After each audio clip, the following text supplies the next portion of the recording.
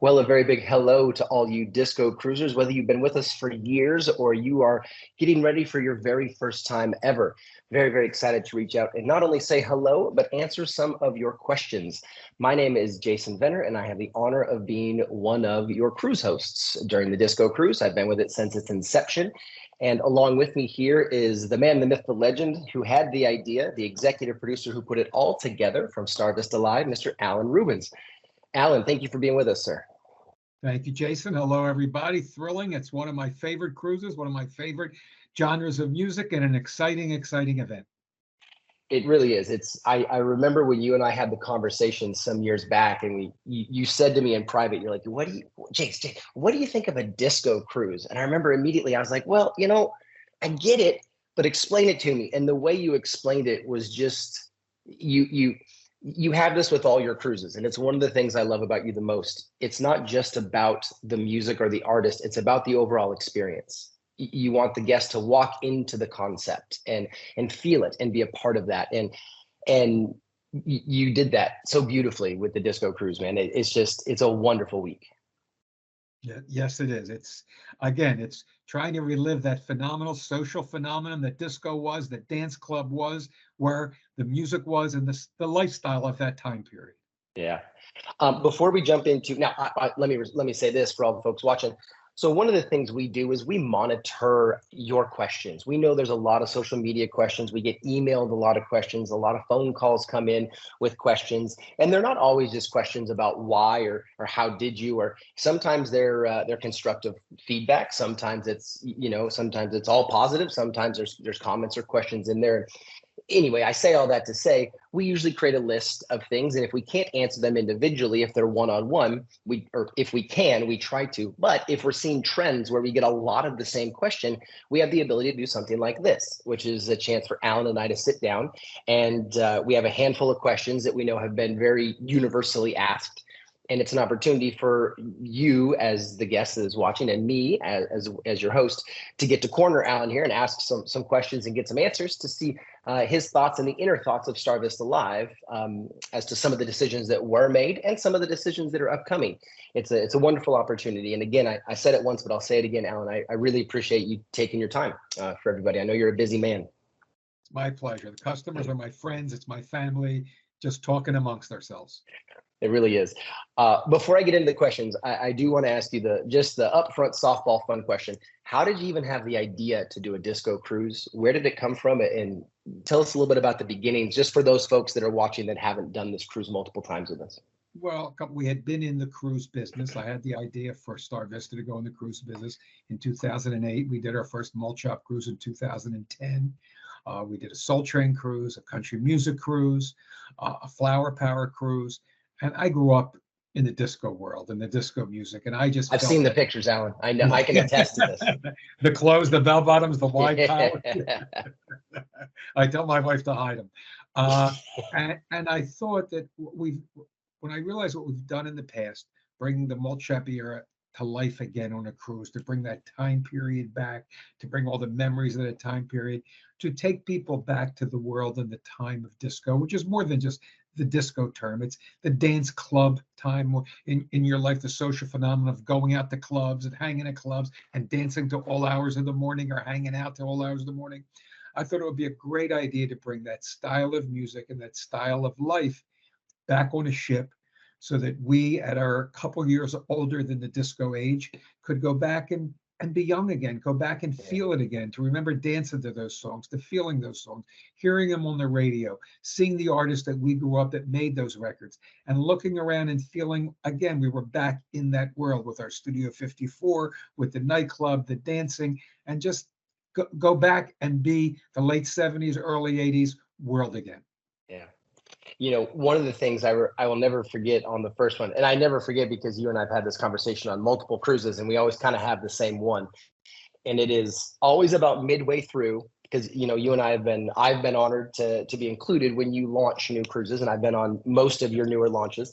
The only ones I missed were the first two. We don't give you a choice. And I appreciate it. But we always have a conversation about midway through the week, and you look at me and you always ask me the same question. Do you think we got something here? Do you think there's something here? What do you think there's something here? And that's the business side of it, right? And I think sometimes it gets lost on people that it's for fun and it's a blast and it's just so much good energy, but there is a business side to it. And, obviously, like any business in the world, you need to, at worst, break even, and not to get into numbers, but at worst, you need to not lose, and I know that disco has been a little bit of a labor of love in terms of, we know something is there. We've seen a great clientele. It has such a beautiful community. One thing I say from stage, and all the experienced disco cruisers will know this, one of the coolest things about disco is it's not a black cruise, it's not a white cruise, it's not a gay cruise or a straight cruise or a Republican cruise or a Democrat cruise. It's not an old cruise or a young cruise. It really is so many people from different walks of life, just all mixed together. And there is something there. And outside of the business aspect, there is something there. And we saw it. We've seen it. We know it's there. Yeah, it's our most diverse audience. We have 8 cruises now, and disco is the most diverse audience. We get people from so many walks of life, from international, South America, Germany, England, who come for the phenomenon of what that music was and what that lifestyle was at that time, and the lifestyle that music dictated was. And when I always ask you, do we have something? It's, are the people getting it? Of course they're enjoying it. It's great to see great music. But are they getting the experience? Are they feeling that feeling that you get when you say, for 5 days, leave my troubles home, forget everything. I'm 19 again, or I'm 22 again, or I'm back there again, and just enjoy it as you would when you were younger as a kid, as a more youthful version of yourself. And that's when I ask you, are we doing it? Are we accomplishing that? And yes, disco, we've had a great loyal audience, and it's come along. Extremely loyal. Extremely loyal, and it's come along very well. We haven't reached the type of commercial success we need. I mean, everybody out there who's listening to this can understand what a ship costs to rent, what our staff costs to bring on board, what it costs us to bring all that talent on board and pay them for their performances. So it's a tremendous investment. It's a tremendous risk up front. And so, and disco has been, again, a little behind our other cruises in its commercial success. That's why we took 2024 off, to ask ourselves, are we doing something wrong? Could we do something better? How do we broaden it? How can we get the rest of the cabins, the rest of the amount of people that we need to do this? And again, I go back to my first time I did a Mulchump cruise, and my wife said to me, are you guys going to make money for this? I said to her, money's secondary. Look at these people have fun. That's my thank you. And I look at that, but at the end of the day, we can't lose money, like you said. So the idea was, let's take a step back. Let's look at what we've done. Let's see how our loyal audience beats us over the head to come back and do it again, which they did, led by a few really champions of the cause. And to make us feel like, let's all collectively put a stamp on this and say, it's our cruise. It's what we want. We want to build it. We want to bring it back, and we want it to be around. And so far, so good this year. We need some more help. We're not there. We've had a great start. We need a long way to go to get it to where we would say it's competitive to other crews, to be comfortable that we can do it year after year. But we're going well this year. We're excited. We're happy. We're going to make it a phenomenal event. We've switched ships. I'm sure somebody will ask the question. We've had that question. We've got it here. Yep. We bring it to Norwegian because we thought we could even enhance the experience there. So it's a matter of us collectively putting our arms around each other and saying, we own this. Let's make it wonderful. And I'm right with you. Let's do it together. And that really answers one of the top question on our list that I get, and I have folks that can't see, I've got a list down here in front of me. That actually is one of the top, if not the top question, is why didn't we sail in 24? And I think you answered that very well there. It's I also want to echo though, and if you want to champion this a little bit, we didn't make the decision. You didn't make the decision lightly. This wasn't just an easy, like, oh, we'll just skip a year. It wasn't that simple. No, it was, first of all, it was very emotional for me because I am very invested in Disco Cruise, love the cruise, have a ball with it, just enjoy it. To not have it for the year was personally upsetting, but to take an audience that we know we've cultivated for X amount of years, who love it and look to it on a regular basis, and tell them we're not going to have it, hurt.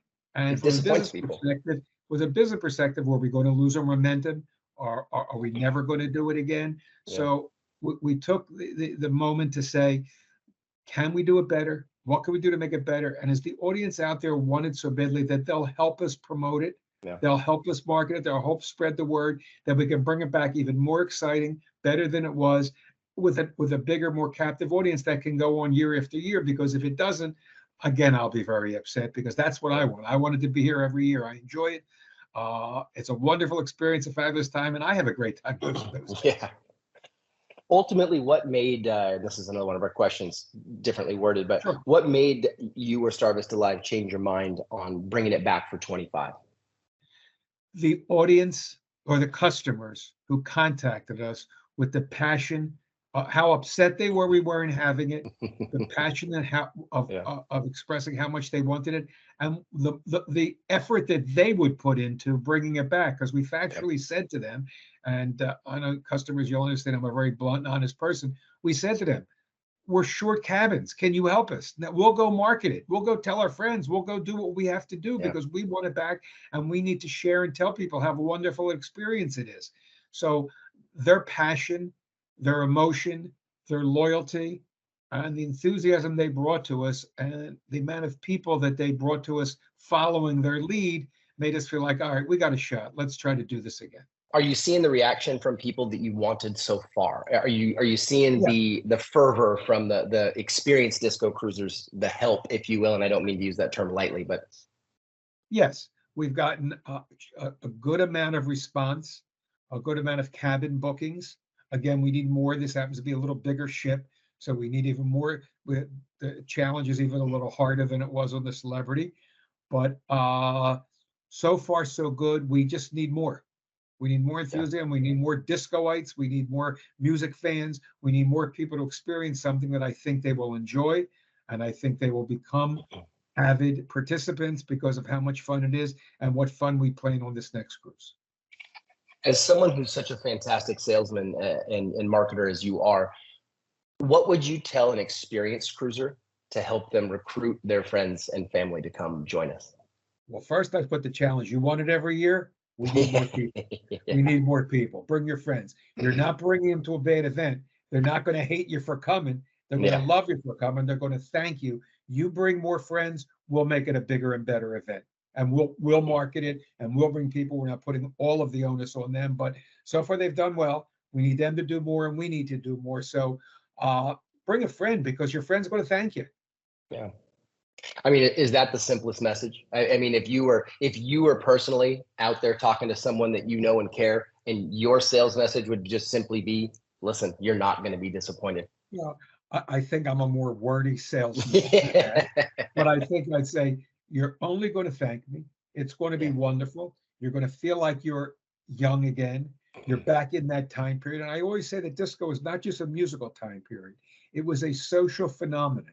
It was about going to clubs, hanging out with your friends, your girlfriend, your boyfriend, or just your guy friends or your girlfriends, and going out and socializing in a way that wasn't as as kind of allowed before that. Yeah. All of a sudden, a bunch of girls go to a club and stay till 2, 3, 4 o'clock in the morning, depending on what city and what your rules and curfews were. And a bunch of guys going out and socializing and recapturing that feeling of that freedom, and let the music take you away, and let the music just carry you to a place that you felt special in a time. So I would tell a friend, you want to feel that again? You remember what that felt like? Well, you know what? Put your problems behind and come on. Yeah. Put your Travolta outfit on, your Saturday Night Live outfit on, and be that person again. And believe me, you'll thank me. That would be my little longer sales pitch. And interestingly, and I think that's fantastic. Interesting, the only thing I would add to that is, I don't want to leave out younger folks who are into disco, but who weren't there. It isn't, there is a piece of this. It's not just nostalgia music. It really is in the moment. So if you are a younger person who wasn't there, you have a younger brother or sister, relative or friend that, maybe is a little too young to have experienced the disco era, what a great time capsule it is. What a great opportunity to really feel like you get to be there. I mean, this music, nobody can be mad to disco music. Nobody. It's party music. I mean, what wedding have you been at that they didn't play Celebrate? What wedding have you been where they didn't play the great Motown dance records, or a great Donna Summer dance record, or a Bee Gee dance record? It's the great music of an era that's lasted way past that era. I mean, Yeah. my sons know all this music. I mean, they looked Yeah. at it like, oh, Cool and the Gang, Dad. Oh, yeah, KC. I mean, who doesn't know a KC song? So it is right. It's not just if you were there in 1977. It's if you were young in the 90s, you know all these songs. If you're young in the 80s, you know all these records. And what it is, it's the greatest party music and the greatest party cruise because that's what the music represents. Yeah, absolutely. We've rarely ever had a moment where we've had someone. There's always going to be little disappointments and moments and things, and that's something you can't avoid. But when you take it as a total product, when you take it as a total event and activity, we've had so the it's one of the most frustrating things I think about disco is that the feedback has been minimal in terms of the negativity of it. Usually you can get something to work with. We don't have a ton to work with here. Like they're not complaining. How could you not have a good time listening to this music? Yeah. Another very common question we get, obviously, this is from the experienced disco cruisers. Why are we changing cruise lines and where are we going in terms of which cruise line? Well, we're going to Norwegian, the Pearl, which is a boat that is Norwegian used for Pearl. many, many, many, many, many music cruises. And we've It's used a it before too. Yes, and it's a cruise ship that we liked, and we'd like to use it again. And we think that it'll give us the opportunity to create something different, to create something a little more unique than than it was on Celebrity, but still maintain the reality of what it is and the thread of what it is, and have a boat that may just offer some other things. They have a bigger pool, so the pool concerts may be a little bigger and a little better.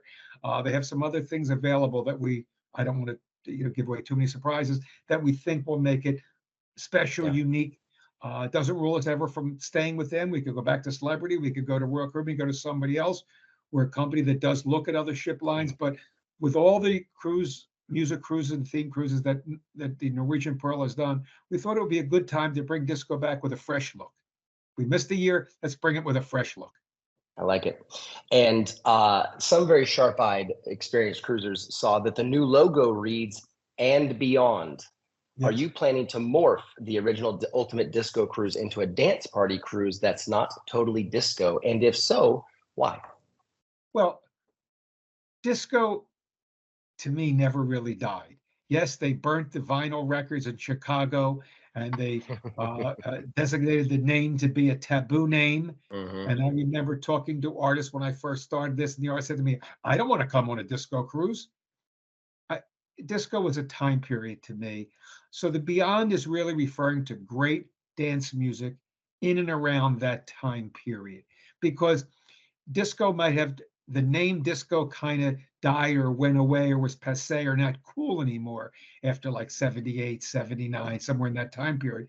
But the music didn't go away. In 1981, the clubs were still killing till 2 o'clock in the morning with great dance music, and the artists were still making it. So the Beyond refers to if you think disco is 73 to 79, which is kind of when Yeah. to me, the sound of Philadelphia in 1973, the Spinners, the Blue Notes, the OJs, that kind of started the first disco feeling into Donna Summer Hmm. and all the other things, and Van McCoy and Kool and the Gang and KC.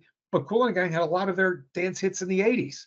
So the Beyond is referring to it's not just for the time period that the word disco was allowed to be said, it's for the great dance music and party music of that era, expanding that era, like we're bringing Lisa on this. Lisa had great dance music, great club music in 83, 84, 85. Yeah.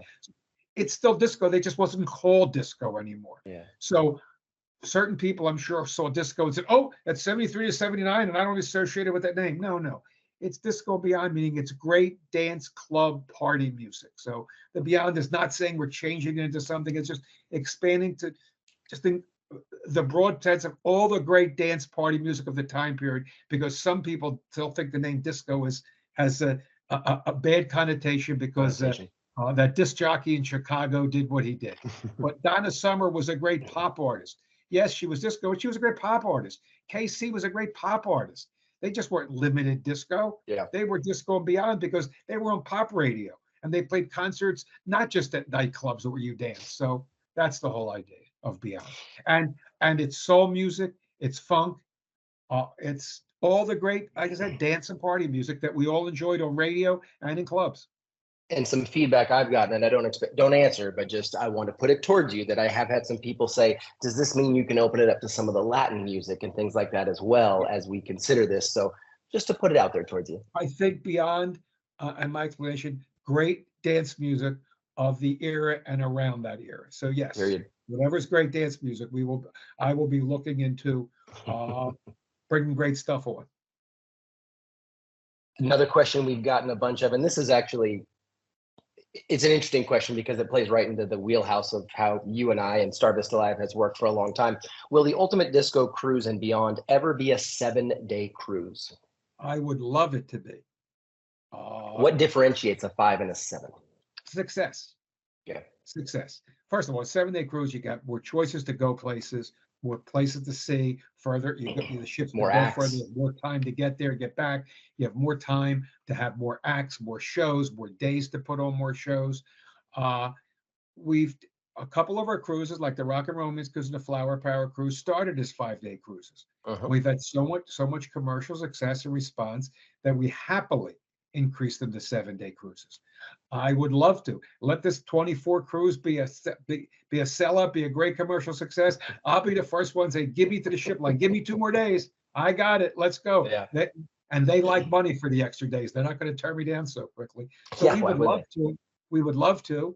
I think 132 beats a minute for 7 days is cool. But I It's think that intense. it gives us a chance to bring more music on, a more variety of some music within the framework of what we're doing, and to go see more places and enjoy it for 7 days, which is much better than enjoying it just for 5. So would I like to do it? Yes. Support us. And Come on board. Let's do it. yeah. And I think I don't think I'm speaking out of turn when I say that, there's nothing wrong with a 5-day cruise. Some cruises lend themselves to being 5 Yes. days. They really do fit better at 5 days. But the ultimate goal is a 7-day. It's getting there on a Saturday, leaving, coming back on it. It's having the whole week to get out and really experience and enjoy. Yeah.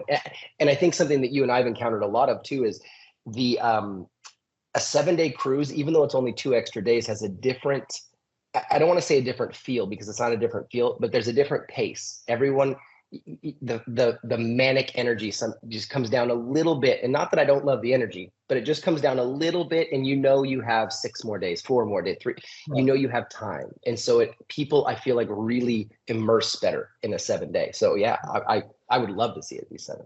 Yeah. And there are cruises, as you said, that exist as 4 and 5-day cruises. Mm-hmm. And they're wonderful. And disco Mm-hmm. could be one of those 5-day cruise, but we keep our minds open and our pocketbooks open to decide on what's the best that we think that the customer is telling us they want. We try to listen to our customers. We try to pay attention to them. We try to feel them and hear them. So, talk to us and tell us and let us feel it. And we'll try to decide the best way that you want it and the best way we can present it. You mentioned something in there that is very interesting, and we get it. We get the question a lot. It gets worded a lot of different ways, but ports of call, where we go, how we choose where we go, how we choose home ports. I think there's a slight, I'm not going to call it a confusion or a misunderstanding. I mean, no disrespect to our guests, but I think that sometimes the guest or the folks that join us on board have this idea that we just get to do whatever we want. We get to go wherever we want. We get to pick whatever we want. And so we do get the question a lot of, why do we go to some of the same ports? How are new ports decided upon? Can we talk about ports and that kind of process for a moment? Let me go. The port that we leave from is where the ship is. Yeah. So if a celebrity ship or a Holland America ship we use or Norwegian ship is going that year out of Miami, then that's our choice. That's where we are. And we only can leave from that. I can't make them leave Miami and sail to Fort Lauderdale and leave because I would have to pay for that day with nobody on board. So they tell us where they're docked and what day. Can I really quickly, Alan? Really quickly, I think something that's just so people understand. If a ship gets in on a Saturday, it disembarks people. Like when everyone who's taking a cruise, right. We get off by 10 a.m. By noon, a whole new set of guests is coming on board. Right. So there isn't a gap between the cruises. They're stacked. The cruise ship don't sit empty at a port. Like you said, they'll come in on Friday morning, Friday afternoon, they're leaving again. Even if it's not a music themed cruise, if Norwegians do a cruise, they come in on Saturday or something, whatever it is, and they leave that same day. Yeah. So we get the day that we have, And listen, this past week, my Jason and myself, who work all these cruises and run Star Vista Live together, we're working on our itineraries for 2026 because there's Royal Caribbean, MSC, Disney, Holland America, Celebrity, Princess, Cunard, I mean, Virgin, tick, tick, tick, they're tick, tick, all tick, tick. fighting for ports. And Yeah. it's not so I want to go there, it's do. And if you'll notice, a Can I? port when you come in, it's 2 or 3 ships can go there. So can you get there? Is there other ships who've reserved the time? If they've taken the port, they can't do it. And in certain places, because we'll sometimes bring our artists on and off a boat mid-week and bring them out, or we'll stay late so somebody can come on, an artist who doesn't have time to sail with us, but could come on that day and do 2 shows at night and then get off that night. So we need a port that lets us stay till 11 or 12 o'clock. So there's a lot of conditions that go into what we can or can't. Would I love to go to all the different places? Hey, let's go here. But there's so many restrictions that we have by the ports, by the ship lines, by gas, by how fast the ships can go or not allowed to go, what gas costs to go at the hearts. But there's a new ruling by the government in 2026. They can't go over 16 knots. We used to be able to get them at 19 knots. We go far. Yeah. So there's a lot that goes into it. And we try to pick the best ports that can give our customers the best chance to have a good time and our artists to maybe come on and off, and a port that will allow us to dock there for X amount of hours. Well, and you touched on something earlier that I think is important as well. A 5-day itinerary is a very different port reach than a 7-day. You can only go so far because if you leave on a Sunday, you can only go so far by Tuesday. You got to get back. And then you got to get back. So it does limit the ports. And I know that people have made it. Cozumel is one of the best 5-day ports. And it's a port that we can get into, where other ports we asked that were crowded, or other ships had their dibs on that port. So again, that's another reason we like a 7-day, because it does open up the Caribbean, East and Western, to more islands and more destinations for us. Yeah, and Southern, right. You know, and I think another thing too there is we try to be mindful of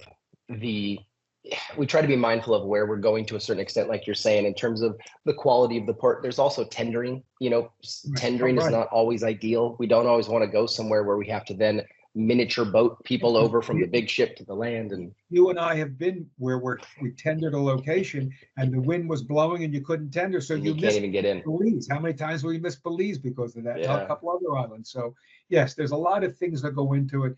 We, like our customers, wish we could always go someplace different and somewhere fantastic, and we do the best we can with how we have to work. So the message I just took, folks, is bring your friends, bring your family, because the more of you there are, the more assured we can do it next year, and then we're the more assured we can get to a 7-day. And as soon as we get to a 7-day, then all bets are off. Then we can start going to some new ports of call. Yeah, because many of our other cruises that are 7 days go to places that they can go to because they have more days and time to go. You get to St. Martin, you get to Tortola, you get to Aruba, Curacao, you can get all over, you know, you're not limited to. Yeah. Switching gears slightly, how do anybody, how does Star Vista Live, or you specifically, choose the talent for a charter? Specifically, let's go with disco. How do you choose talent for each year? Throw a dart against the board.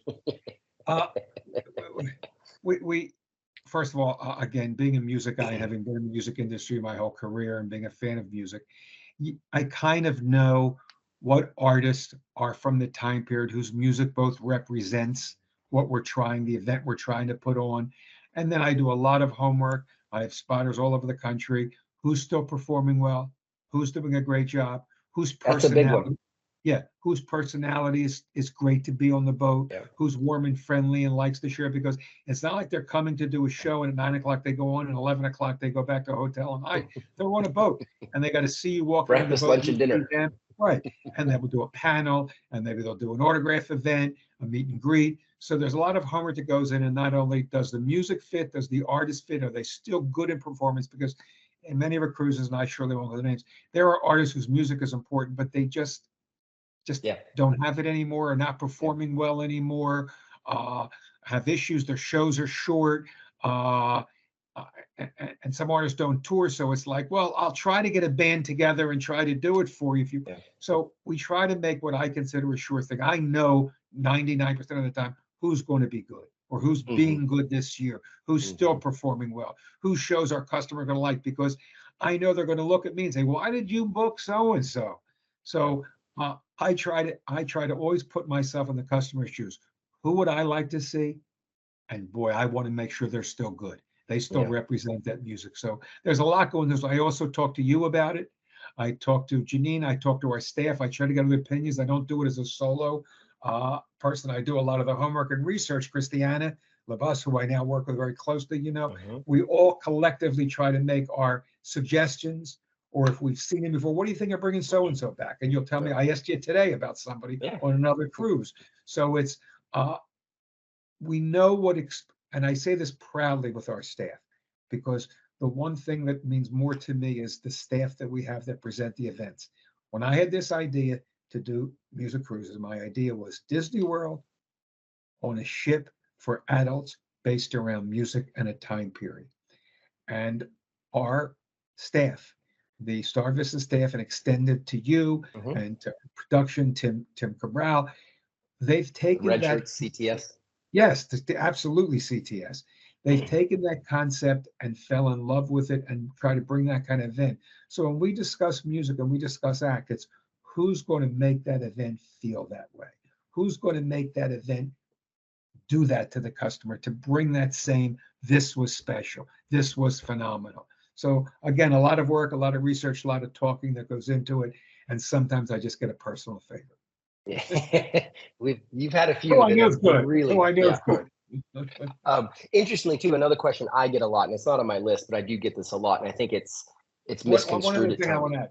Yeah, and please. We discuss each year how to expand it, so it's not the same acts over and over. Where else could we reach to? We have Brothers Johnson coming on to Disco in 25 because they made great dance music. They were fabulous, and it was I just heard they just formed the band again. They were going on tour, and so I jumped right on it when I could. So that myself and you guys all talk about what we can do to reinvent ourselves every year. And what I was going to touch on is, sometimes we'll get the questions as to why we have tribute acts, and why do you have a tribute act? Why do you have a tribute act? Why don't you have the real thing? And I think sometimes the perception of the real thing is greater than the real thing is at this point in time, for some artists and things like that. And you and Mike have you guys have a great stance on tributes, and you'll never bring somebody out that would upset that artist or another artist, and it might lead to never being able to get them or their friends or whoever. Talk about tribute artists for just a moment. Well, listen, I wish the Bee Gees were still around and would come on the boat. Matter of fact, last night on PBS, I saw a concert from 1997 of the Bee Gees, and I surely wish I could get them instead of Bee Gees Gold that we were going. But I think that the Bee Gees music is very important to the disco and dance music scene of the time period. So I try to bring the band on that brings the best representation of that music to the show. Donna Summer not alive anymore, so I have to bring a tribute artist. Some artists, they won't come on a ship, they won't cruise, they won't perform on a cruise ship. They're way too expensive. I had an artist tell me yesterday, hey, if you want to call me, it's $1 million a show. Well, I'm not going to call you. They're too expensive. They're not touring anymore. They've passed away, or they're not good anymore. But their music is important to the time period. And I believe bringing the music on, because when you hear Saturday Night Fever, it's what it does for you. Does it? Yeah, it would be better if Robin Gibb was singing it, but would it be better if you didn't hear that music and you were on a disco cruise for a week? So I try to bring tribute artists that represent the music, don't piss off the artist that they're paying tribute to, that is a tribute act that the artist has endorsed saying, hey, yeah, they do a great job. They represent my music great. It's okay. Hotel California is a group that I bring on the Rock and Romance cruise. The Eagles have said you can bring them on. They're one of the groups we like to do our music, where there's other acts that just they wouldn't endorse. So tribute acts are because the music is important, and the act won't do it, can't do it, or isn't capable of doing it. I want to be very clear. You said something a moment ago, and I don't want anyone to misconstrue what you said. We love Bee Gees Gold with all our heart. We're not saying that we don't love and appreciate Bee Gees Gold all the time. We're just simply saying that if you could get the original artist with all Bee Gees Gold would hire the original Bee Gees before they would hire themselves. I mean, that's how every tribute artist is. Nothing against me, but I get when I can't get the act, I want to bring the music on. But there's a reason why the Bee Gees Gold is on, because the Bee Gees aren't performing anymore. You know, but the music is important. And Bee Gees Gold are phenomenal. I mean, that's another thing I think too, is that we do a lot of research on our tributes. You know, it's not like we only research Oh, our headliners and the names from the era. Our tributes, we have a lot of, we do a lot of yeah. homework on them, and we make sure that they do them justice. Because if anybody knows, it's the people taking a music cruise to hear that music. We will hear it immediately if a tribute Right. artist isn't doing it right. If they're going to represent music where we can't get the original artist, they better represent it well. Yeah, yeah, that's how you get on with us. Because that's what we're doing. We're honoring that music, and they're Yeah. honoring the original artist who made that music.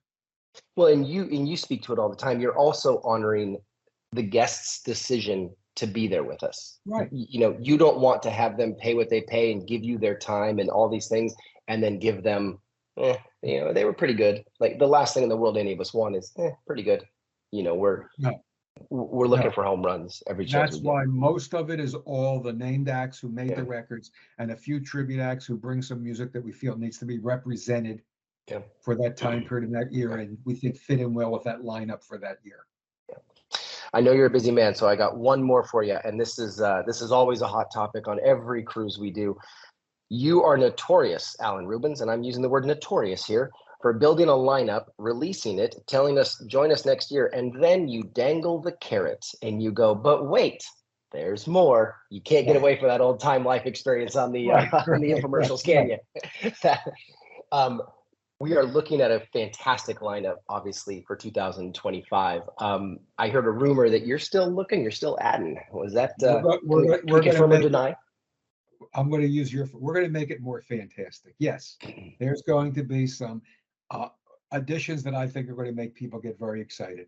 I work very hard on that. Sometimes it takes me a long time to get an artist to say yeah or find time, break their tour, be able to come on, whatever. Yeah. So we're working very hard, Chris and I, to bring some very special things on to make it an even more fantastic cruise. And I want to say one thing that you just said before. To me, it's wonderful what a customer spends, or not wonderful, what they spend to come on a cruise. What I value the most is you've given me 5 days of your year, 7 days of your year. You've given me time. And that's something that's limited to all of us. And I value that you've chosen to take 5 days of your life and give it to us. Well, I got to make you, when you get off that boat, feel like those 5 days were worth giving to Star Vista. So we're going to bring some more special talent on and some more things to make you feel like they were 5 days I was worth giving it to where I gave it. I think it's relatively easy in the sales world to sell something to somebody once. It is infinitely more challenging to sell something to somebody a second time and a third time and a fourth time. I can sell you once, and if you're disappointed, that's fine. I already sold it to you once. But your business is not predicated on I just need you once. Your business is predicated on, in this business, I should say, our business, this business is predicated on the fact that we create lifelong customers. We create people that have to be here next year. They can't imagine not doing this cruise next year, whether it's Disco or any of the others. And that's a heavy weight for you to carry. So allow me to thank you on behalf of the Disco Cruisers and all of us that get to work alongside you and with you and for you, that the amount you care is palpable at all times, and your dedication to your cruises and your product, and most importantly your customers, it's always evident. It's always evident. I've been in this business for a long time myself, and in cruising specifically, I should say, and I'm honored to be able to work with you. And I hope people understand that you do care. This isn't just a dollars and cents game. It's much bigger than that. Again, I try to put myself in their shoes. What would I want? And the biggest compliment I get from a customer is not that they buy a cabin for next year, that they say to me something like, this is every year part of my life. Yeah. This is who I am. This is what I want to do. And I'll see you next year. That's telling me, thank you. You did good. You also gave me the challenge to make it better next year, because if you had X amount of time this year, I want it to be X plus next year. Yeah. Because again, I happily want each and every year for our customers, for each and every one of our themes, especially Disco, to say, that was phenomenal. I mean, I got to come back. That was just great. And again, because that's the thank you, that all the effort that we all put in to make it great. When you tell us it was that great and you're coming back, then we know we did good. Now we have to do it even better for you. And I think I would add to that, and I'm kind of going backwards a tiny bit, but it's sometimes I think it's lost that decisions are snap decisions. When you just mentioned earlier in our chat that, I mean, you're talking about ports for 2026. It's almost 2024. We're already booking ships 2 years out. We're already planning cruises 2 years out. So a delay in a cruise or a holdback for a year, that has to be made sometimes at distance. We're not making it 3 months before we sail. We gave it a chance, and now no, that cruise line still wants its money for the ship. So you're dealing in a business that's it's a long way out at any given moment, and so there's tricks. Oh no, we're working on 25 and 26. If we don't, we're not going to get a ship. We're not going to get a port. We're not going to get the artists.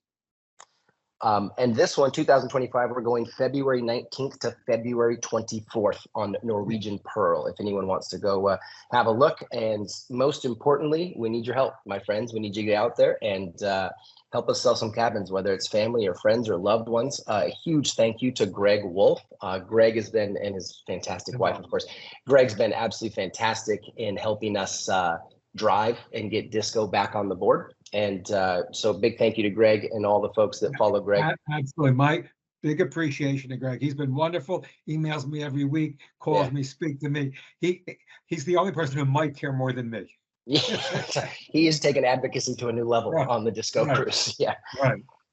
Before we let you go on, I know we got to let you go. Any last words for all the folks watching, whether they're experienced disco cruisers or not?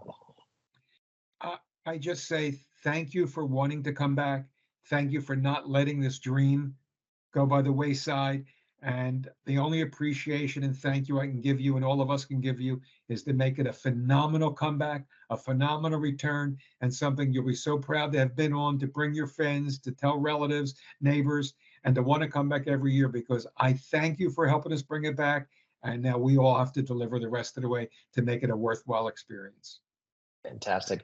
So my friends, I'm sitting today with Mr. Alan Rubens, executive producer of the Ultimate Disco Cruise and Beyond. I am Jason Venner, your cruise host. Thank you so much for your time. Thanks for tuning in, and keep the questions coming. If we get enough, again, as I said, these aren't for all the questions, but if we find that we're getting a lot of questions repeated, we're happy to jump on and do these. Alan has been more than gracious with his time and energy, that if we are sensing that there are communal questions more so than one shots, we'll jump back on and we'll answer them. I think obviously, I know you can tell how honest Alan is, and he gives us the truth, and that's really what we're chasing here. So to all of you watching, taking time out of your day to watch this, we appreciate you. We hope you have a fantastic day, and most importantly, we can't wait to see you, your friends, your neighbors, your family, your loved ones, your community, whatever it is, all on 2025 Ultimate Disco Cruise and Beyond. Have a fantastic, fantastic rest of your day, weeks, and holidays, my friends. We'll see all of you out and about.